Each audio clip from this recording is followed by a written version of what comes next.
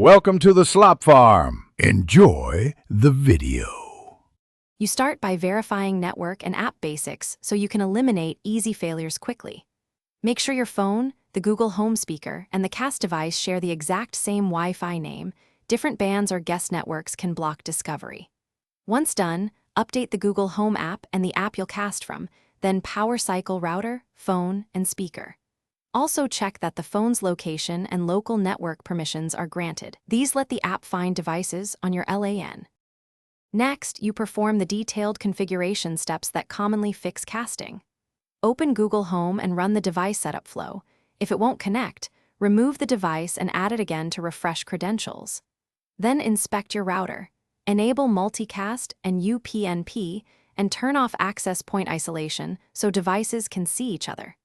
If discovery remains flaky, try forcing both phone and cast device onto the same band, or give the cast device a static IP to avoid DHCP conflicts.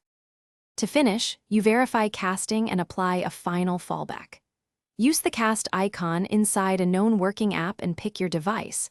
If it appears but won't play, reboot the speaker and phone once more.